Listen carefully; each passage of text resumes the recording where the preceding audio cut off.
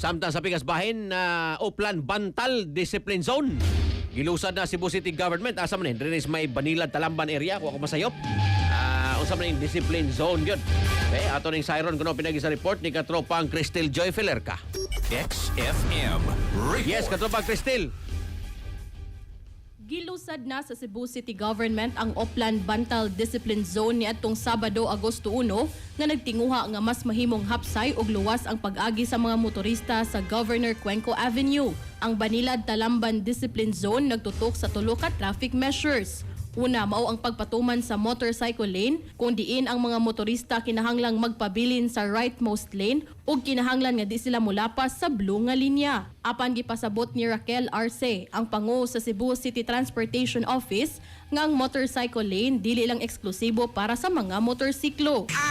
Atong motorcycle lane wala magpasabot nga for motorcycles only. Dili na siya exclusive.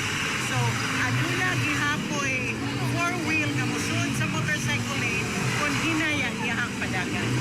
Ikaduha, mao ang striktong pagpakanaog sa mga pasahero gikan sa mga public utility vehicles ngadto lang sa mga authorized laybys o designated loading ug unloading areas.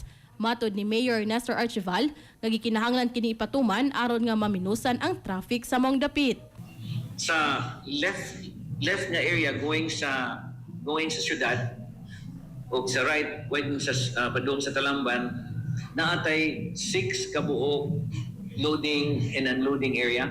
Diri sa Pikas naatay 6. Kung kung himuon nga adto ta manaog sa atong gusto bisag asa, maka-create yun din sila og traffic.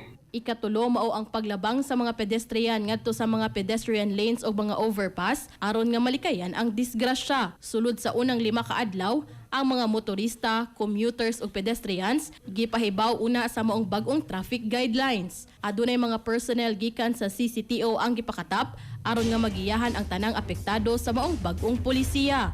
Ug karong Agosto 5, strikto nagyud kining ipatuman. Para sa atong mga katropa nga gustong palig-unon ang immune system, malikayan ang ubo, hilanat labad sa ulo ug di makahilab sa tiyan, ang Santhone Vitamin C, the Alkaline Vitamin C maoy haom alang kanato mga katropa.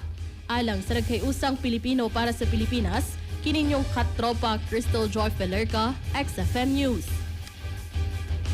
XFM Report. Daghang salamat katropang Cristel Joy Felerca sa imong report. Santhone Plus Gold, mapalit sa mga butika sa inyong lugar.